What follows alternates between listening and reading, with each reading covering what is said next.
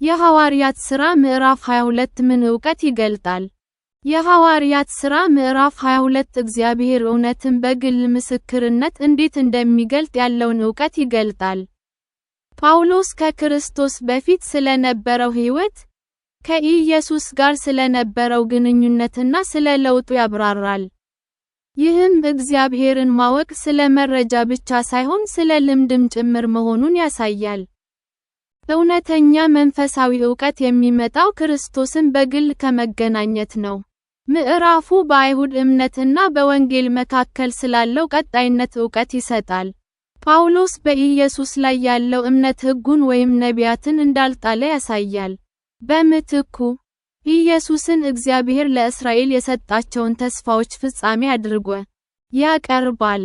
ይህ ክርስትና የተመሰረተው በእግዚአብሔር ቀደምት መገለጥ ላይ እንጂ ከእሱ የተለየ እንዳልሆነ ያስተምራል።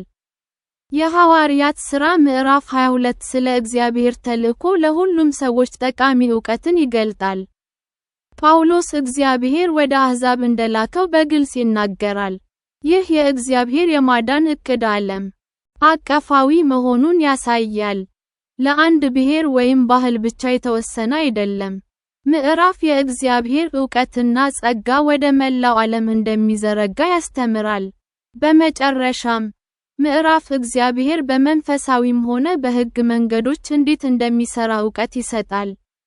የጳውሎስ የሮማውያን ዜግነት ከኢፍትሐዊነት ይጠብቀዋልና ተልእኮውን እንዲቀጥል ያስችለዋል። ይህ የሚያሳየው ጥበብ፣ ሕግና እምነት በእግዚአብሔር ቁጥጥር ስር አብረው ሊሰሩ እንደሚችሉ ነው። የሐዋርያት ሥራ 22 አማኞች እግዚአብሔር የሚሰጣቸውን ዕውቀትና ዕድሎች በመጠቀም በእግዚአብሔር እንዲታመኑ ያስተምራል።